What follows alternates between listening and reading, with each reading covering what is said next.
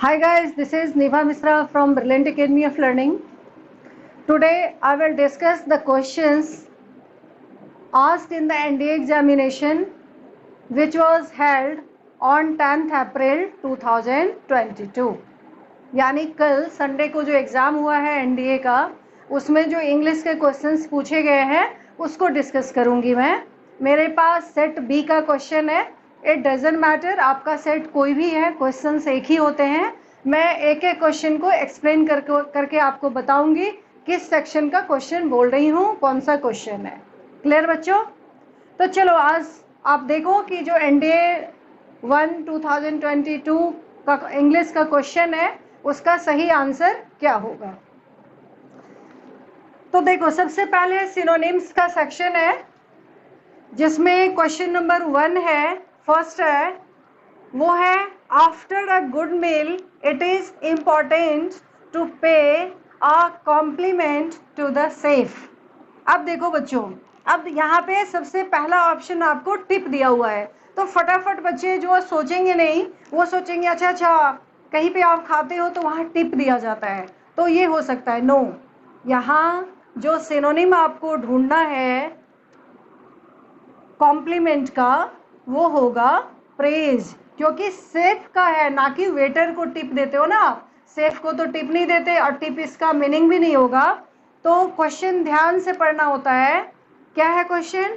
After a good meal it is important to pay a compliment to the chef. तो यहाँ complement का synonym क्या होगा? Praise. Clear बच्चों? अब मैं एक एक वर्ड का मीनिंग भी आपको बता देती हूँ। टिप का मीनिंग होता है बख्शीश देना, जो आप देते हो वेटर वगैरह को। कॉम्प्लीमेंट होता है प्रेज करना, और एडमोनिश होता है डांटना, झिड़की देना। और डी ऑप्शन है रिवाइल, ये भी होता है कोई कटुता के सेंस में, ये इसका नहीं होगा। तो सही आंसर क्वेश्चन नंबर 1 का क्या होगा? B, praise. सभी बच्चों ने लिख लिया, लगा लिया टिक? आप अपने क्वेश्चन में लगा लिए। पहला क्वेश्चन का आंसर होगा बी, प्रेज। क्लियर? अब आते हैं क्वेश्चन नंबर 2 पे। क्वेश्चन नंबर 2 है हीज वर्क इज लाउडेबल। अब लाउडेबल का आपको सिनोनिम ढूंढना है, तो लाउडेबल का भी सिनोनिम होगा प्रेज वर्दी। क्लियर बच्चों?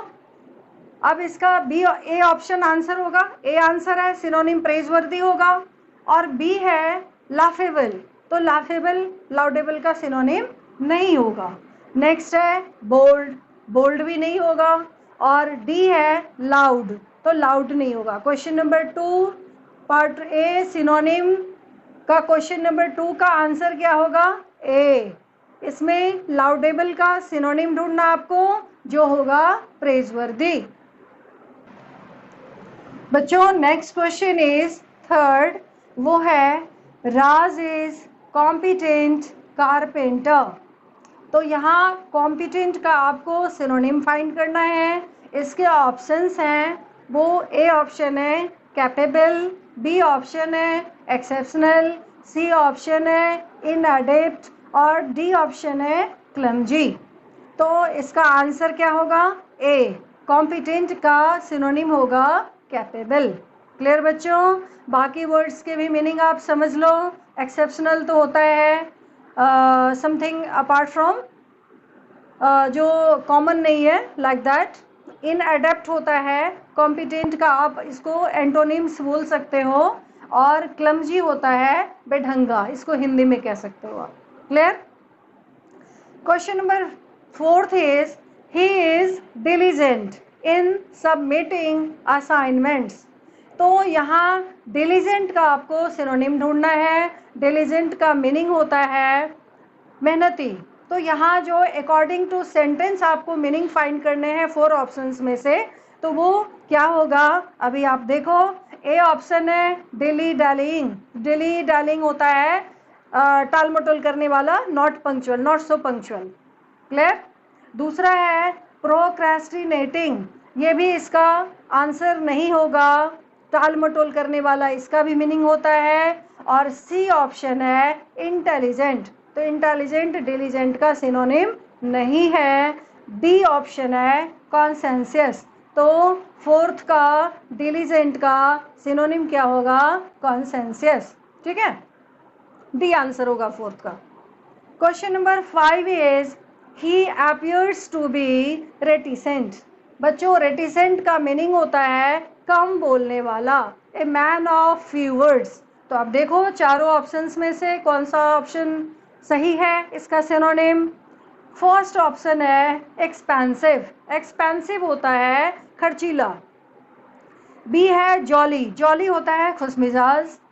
डी है साइलेंट, तो साइलेंट तो होता है एकदम चुप रहना, तो रेटिसेंट का साइलेंट भी सिनोनिम होगा नहीं होगा, इसका आंसर होगा डी, जिसका मीनिंग होता है विड्रॉन। रेटिसेंट का सिनोनिम इस सेंटेंस के अकॉर्डिंग क्या होगा? विड्रॉन, डी आंसर होगा। Clear? Question number 6 is he is always jovial. तो जोवियल का मीनिंग होता है, अब देखो चारों ऑप्शंस में से फाइंड करते हैं कौन सा इसका सिनोनिम होगा। ए है चीयरफुल, तो जोवियल का सिनोनिम होगा चीयरफुल, खुशमिजाज। बी है कैलस, सी है गैरुलस, गैरुलस होता है टॉकेटिव, और डी है क्रेडुलस, क्रेडुलस होता है one who believes anything very easily, यानी जल्दी किसी बात को मान लेने वाला। तो क्वेश्चन नंबर 6 का आंसर क्या होगा? ए, जोवियल का सिनोनिम होगा cheerful. Clear? Question number 7 is Mohan remains morose these days. तो अब यहाँ मोरोज का सिनोनिम ढूंढना आपको। अब चारों ऑप्शंस को देखते हैं कौन सा सही है। ए ऑप्शन है इंट्रोस्पेक्टिव, इंट्रोस्पेक्टिव का मीनिंग होता है आत्मनिरीक्षण करना, तो ये इसका सिनोनिम नहीं होगा। जेनरस बी ऑप्शन है, उसका मीनिंग होता है उदार, ये भी सिनोनिम नहीं होगा। सी है चपी, चपी होता है ज़्यादा शोरगुल करने वाला, तो ये भी इसका सिनोनिम नहीं है। क्वेश्चन नंबर 7 में मोरोज का सिनोनिम होगा सलेन, दोनों का अर्थ होता है उदास खिन्न रहने वाला। Clear? Question number 8 is he was a reluctant learner. बच्चों रिलक्टेंट का मीनिंग होता है अनिच्छुक, हिंदी में अगर कहें तो। इसका ए ऑप्शन है एंथुजियास्टिक, एंथुजियास्टिक होता है फुल ऑफ जिल, यानी उत्साह से भरा हुआ, तो ये इसका सिनोनिम नहीं होगा। बी है एगर, एगर का मीनिंग होता है उत्सुक, ये भी नहीं होगा। सी है अनविलिंग, तो रिलक्टेंट का सिनोनिम क्या होगा? अनविलिंग। क्लियर बच्चों? और डी ऑप्शन है फियरफुल, फियरफुल इसका नहीं होगा, फियरफुल मतलब होता है डरा हुआ। Question number 9 is Amit is optimistic about the prospects of his investments. अब देखो बच्चों ऑप्टिमिस्टिक का सिनोनिम इस चारों में से कौन सा होगा? फर्स्ट इज पेसिमिस्टिक, तो ये तो इसका अपोजिट हो जाएगा, एंटोनिम्स, ये नहीं आंसर है। बी इज अनकेयरिंग, अनकेयरिंग भी नहीं होगा। She is carefree, care free, care free का मीनिंग होता है चिंता मुक्त, ये भी नहीं होगा। तो बच्चों ऑप्टिमिस्टिक का synonym according to the meaning of this sentence होगा sanguine, option D. Clear? Question number 10 is Sachin is very cooperative by nature. यहाँ आपको कोऑपरेटिव का सिनोनिम ढूंढना है। अब चारों का मीनिंग देखो क्या क्या होता है। ए ऑप्शन है कम्प्लेसेंट, कम्प्लेसेंट का मीन्स होता है हिंदी में अगर कहो आप तो मेहरबान, तो कोऑपरेटिव का ये सिनोनिम होगा।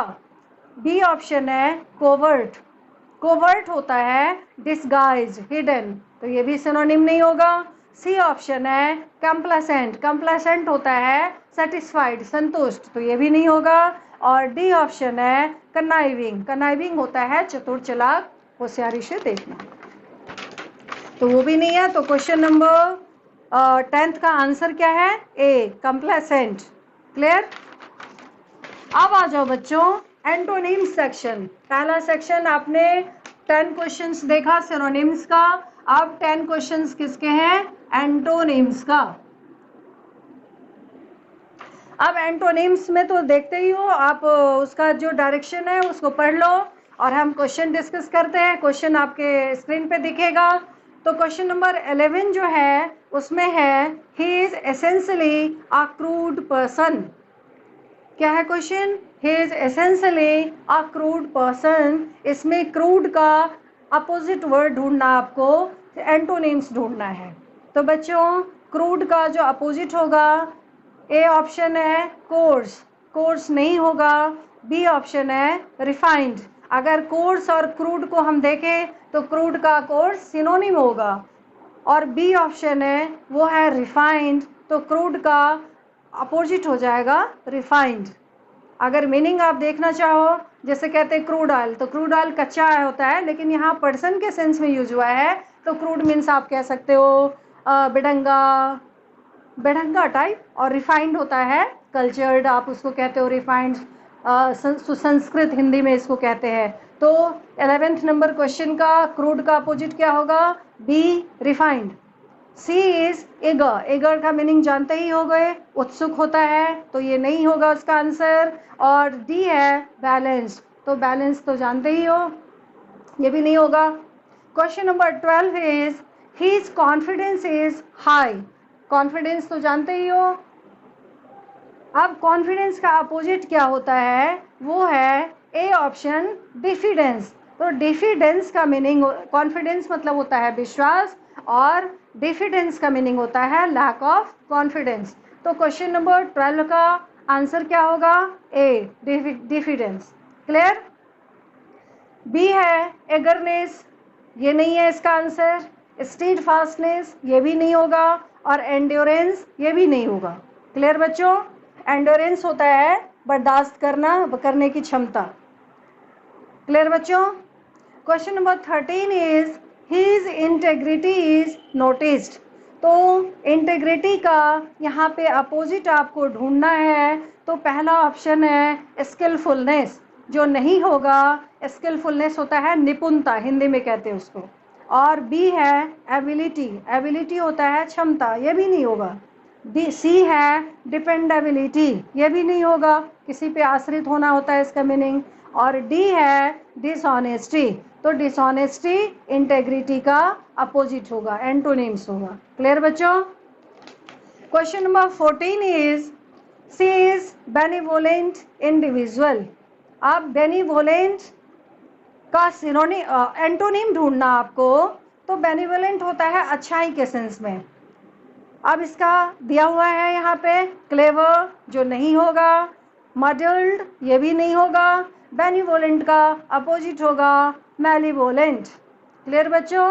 तो 14 का सी आंसर होगा। और डी है एम्बिवैलेंट, ये भी आंसर बेनिवोलेंट का अपोजिट नहीं होगा। क्लियर बच्चों? Question number 15 is his sartorial manner is judged. तो यहाँ पे sartorial का मीनिंग होगा, अपोजिट होगा अनस्टाइलिश। क्लियर बच्चों? 15 का आंसर क्या है? ए है। sartorial का अपोजिट क्या होगा? अनस्टाइलिश। बी ऑप्शन है अनकम्प्रोमाइजिंग, ये नहीं है आंसर। सी है कॉमन, ये भी नहीं होगा। और डी है क्रूड, ये भी नहीं होगा। तो 15 में sartorial का अपोजिट क्या होगा? अनस्टाइलिश। क्लियर? क्वेश्चन नंबर 16 है this piece of art is authentic. तो यहाँ ऑथेंटिक का आपको अपोजिट ढूंढना है। पहला है जेनून, जेनून और ऑथेंटिक सिनोनिम होता है, तो ये तो एंटोनिम हो नहीं सकता। बी है एक्सपेंसिव, एक्सपेंसिव खर्चीला होता है, ये भी नहीं होगा। सी है रेयर, रेयर होता है कभी कभार दिखने वाला, होने वाला, ये भी नहीं होगा। तो ऑथेंटिक का एंटोनिम क्या होगा? फेक। क्लियर बच्चों? Question number 17 is the deluge affected the population. अब डिल्यूज का मीन्स अर्थ होता है बाढ़, बहुत ज़्यादा जो पानी होता है उसको डिल्यूज कहते हैं। और इसका अपोजिट होगा ड्राफ। ड्राफ मीन्स होता है सुखार, यानी बिल्कुल ही पानी नहीं होना, सुखार कहते हैं इसको। ए ऑप्शन है क्लाउड बर्स्ट, तो क्लाउड बर्स्ट तो डेल्यूज का मीनिंग नहीं होगा, वो क्लाउड बर्स्ट आप एक तरह से सिनोनिम कह सकते हो, एंटोनिम इसका ड्राफ्ट होगा। और सी है डिफोरेस्टेशन, डिफोरेस्टेशन का अर्थ होता है जंगल को ख़त्म कर देना, पेड़ को ख़त्म कर देना, जंगल ख़त्म कर देना डिफोरेस्टेशन होता है, तो ये भी एंटोनिम नहीं होगा। और डी है ड्रिजल, ड्रिजल का मीनिंग होता है हल्की हल्की बारिश होना, ड्रिजल का अपोजिट होता है डाउनपोर, भारी बारिश। तो यहाँ आपको किसका ढूंढना था, डेल्यूज का। डेल्यूज होता है बहुत ज़्यादा पानी बाहर आना, और अपोजिट हो जाएगा draft. Question number 18 is his dedication is known to all. अब आपको डेडिकेशन का अपोजिट ढूंढना है, तो पहला ऑप्शन है क्लैरिटी, जो नहीं होगा। बी है हॉस्टिलिटी, हॉस्टिलिटी होता है दुश्मनी, जो नहीं होगा। एपैथी है, डेडिकेशन का अपोजिट एपैथी है, एपैथी होता है डेडिकेशन मतलब होता है कि समर्पित होना, और एपैथी होता है बिल्कुल ही वहाँ से अलग थलग होना, उसके प्रति चाव नहीं होना। क्लियर बच्चों? तो 18 का आंसर है सी, और डी है एंगर। एंगर तो जानते ही हो आप लोग, गुस्सा होता है उसका मीनिंग, क्रोध। Question number 19 is his perspicacity was remarkable. तो यहाँ पर्सपिकेसिटी का आपको एंटोनिम ढूंढना है। पहला है स्मार्टनेस, जो नहीं होगा। बी है डलनेस, तो इसका अपोजिट डलनेस हो जाएगा। क्लियर बच्चों? सी है डेडिकेशन, जो नहीं होगा, और डी है डिवाइसनेस, जो नहीं होगा। क्लियर? तो 19 का आंसर बी है, dullness. Question number 20 is he has a penchant for spicy food. बच्चों, पेंचेंट का मीनिंग होता है लाइक करना, पसंद, और यहाँ आपको दिया हुआ है ऑप्शंस में, ए है टेंडेंसी, जो पेंचेंट का एंटोनिम नहीं होगा। बी है एफिनिटी, जो नहीं होगा, और सी है फियर, ये भी नहीं होगा। आंसर इसका होगा डिसलाइक। पेंचेंट का एंटोनिम क्या होगा? डिसलाइक। तो क्वेश्चन नंबर 20 का आंसर है डी। अब आते हैं बच्चों हम लोग स्पॉटिंग एरर्स। थर्ड सेक्शन क्या है? Spotting errors.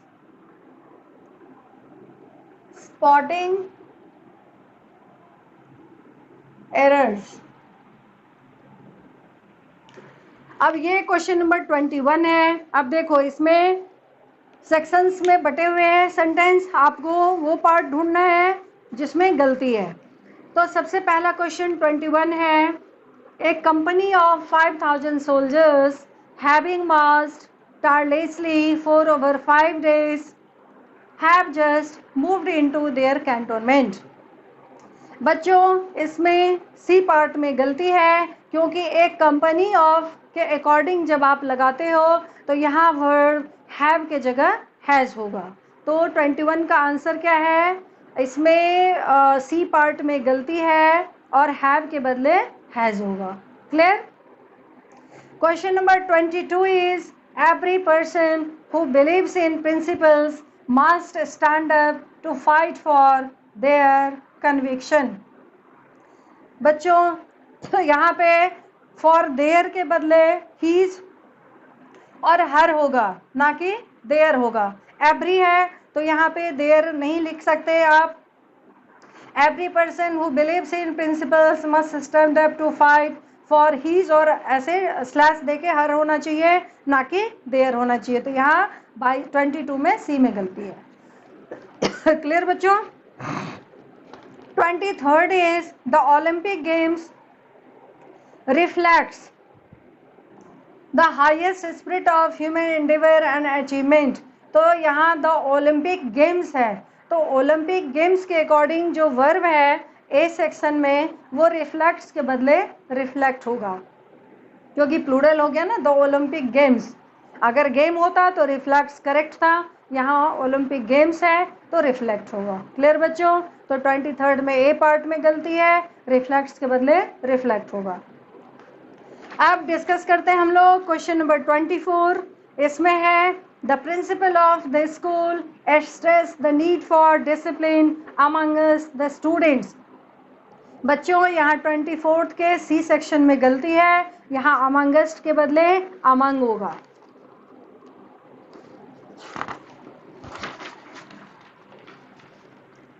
क्वेश्चन नंबर 25 है, इसमें है failure is the stepping stone to success, however successive failures are not successive stepping stones to success.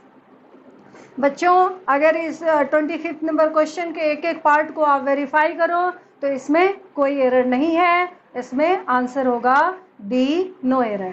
Clear? Question number 26 is India's strengths are the diversity of culture and the spirit of tolerance in its people।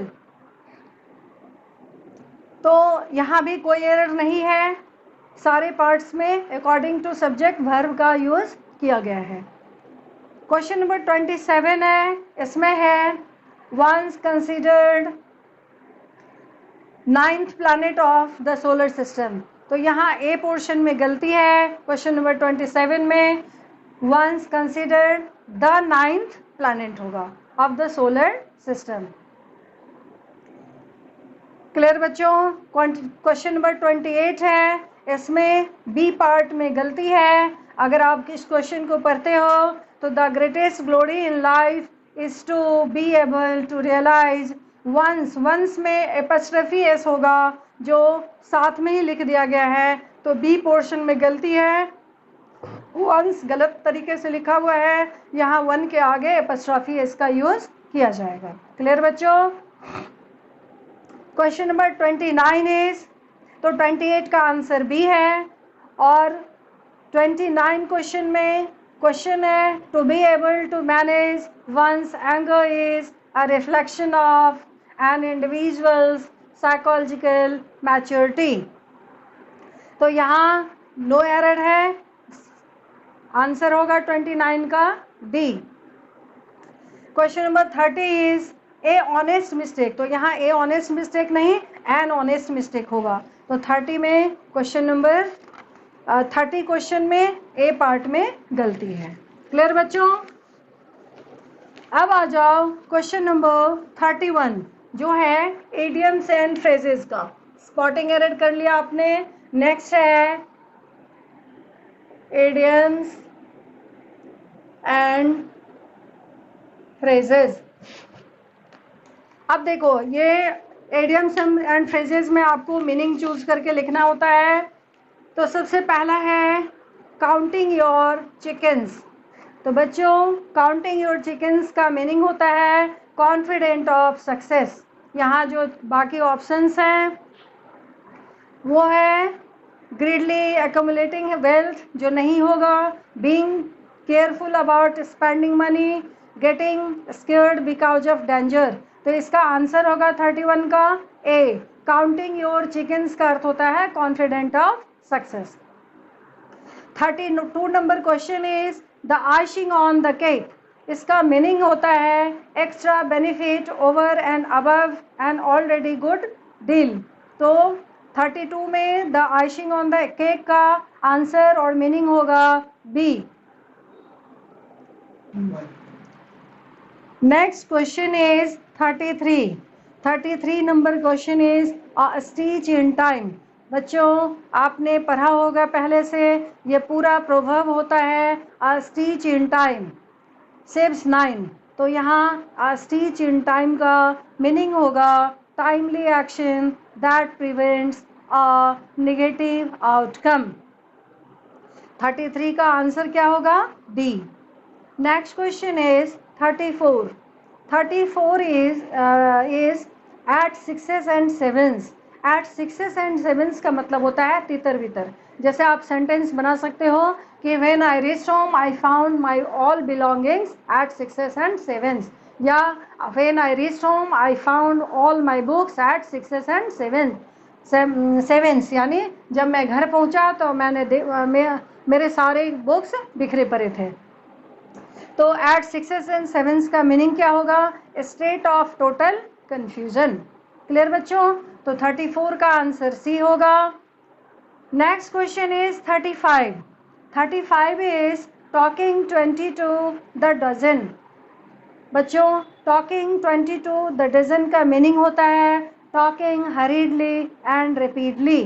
तो इसका answer होगा ए, 35 का answer होगा ए। बाकी options आप देख लेना, वो नहीं है, इसमें आपको मीनिंग लिखना है इडियम्स एंड फ्रेजेस का। तो टॉकिंग 20 टू द डजन का मीनिंग होता है talking hurriedly and repeatedly. Next question is 36। 36 में क्वेश्चन है under the weather. Under the weather का मीनिंग होता है अनवेल। तो 36 का आंसर क्या होगा? D. Next question is 37। To sit on the fence. बच्चों to sit on the fence का मीनिंग होता है to be undecided. Clear? Next question is 38। 38 is once in a blue moon. Once in a blue moon का meaning होता है rarely, दुर्लभ, कभी कभी। Clear? 39 is through thick and thin. तो थ्रू थिक एंड थिन का मीनिंग होता है थ्रू डिफिकल्ट टाइम्स। तो इसका मीनिंग होगा थ्रू थिक एंड थिन का through difficult times. Question number 40 is like chalk and cheese. बच्चों लाइक चॉक एंड चीज का मीनिंग होता है very different from each other. तो इसका आंसर क्वेश्चन नंबर 40 का आंसर होगा ए। क्लियर बच्चों? अब आपने इडियम्स एंड फ्रेजेस को भी कर लिया। Next section is ordering of words in a sentence. अब आप क्या कर रहे हो? Ordering of words in a sentence. अब इसको देखो, इसमें एक सेंटेंस को कई पार्ट्स में हैफेजर्डली दिया रहता है। आपको अरेंज करके सेंटेंस, जो सेंटेंस का पार्ट है उसको अरेंज करके एक मीनिंगफुल सेंटेंस बनाने होते हैं। तो 41 में जो है क्वेश्चन नंबर 41 का आंसर है बी।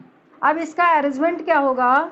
तो सबसे पहले आप क्यू पार्ट लोगे, there are many ways of dealing. फिर एस है with intransigent customers। Then P आएगा but perhaps the best way is to agree with them without excessive argumentation. तो 41 का अरेंजमेंट क्या होगा? B, Q S P R. Clear बच्चों? Question number 42 का जो आंसर है वो डी है। इसमें किस सीक्वेंस में आपको सजाना है? पहले क्यू पार्ट लेंगे, देन पी, फिर एस, फिर आर। क्लियर बच्चों? तो क्वेश्चन नंबर 42 का आंसर है डी। अब नेक्स्ट आते हैं हम लोग क्वेश्चन नंबर 43 पे। 43 का जो आंसर है वो है, सबसे पहले आप in the arena of sport perhaps against,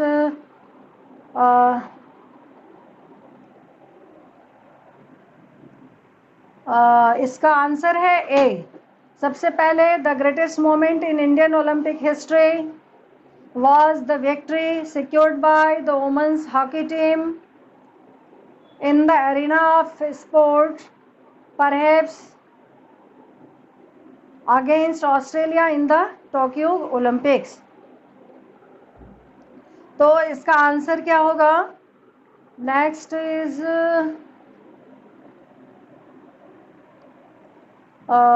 Q on, no, इसका आंसर सी है, C, Q S P R. ठीक है बच्चों? 43 का सी है आंसर। अब आते हैं हम लोग क्वेश्चन नंबर 44 पे। 44 का आंसर है सी। जो अरेंजमेंट है वो सी है, सी आंसर होगा। पहले एस आएगा, फिर पी, फिर आर, फिर Q. Clear? Next question is 45। 45 का आंसर है B. Let me check. with the aplomb of a stage artist. S B, इसका आंसर होगा बी। क्लियर बच्चों? 45 का आंसर है बी। 46, क्वेश्चन नंबर 46 का आंसर है डी, RPQS। 47 का आंसर है ए, QRPS अरेंजमेंट होगा। तो बच्चों ये जो एनडीए एग्जाम 10 अप्रैल 2022 को हुआ है, 2022 को हुआ है, उसमें जो गेट सेक्शन में इंग्लिश का क्वेश्चन आया है, 50 क्वेश्चंस होते हैं, वो ऑल द 50 क्वेश्चंस को हमने डिस्कस किया है। और भी कोई क्वेरी हो आपको तो आप www.brilliantacademyoflearning.com पे सर्च कर सकते हो। और भी एनडीए से रिलेटेड आपको सारी जानकारियाँ दी जाएंगी। मैथ्स के भी क्वेश्चन का सॉल्यूशन दे दिया गया है। आप यूट्यूब चैनल है ब्रिलियंट एकेडमी ऑफ लर्निंग का, उसको सब्सक्राइब करके और भी बेनिफिट्स ले सकते हो। और वीडियो को शेयर जरूर करना ताकि और भी बच्चे इससे फ़ायदा उठाए। Thanks a lot.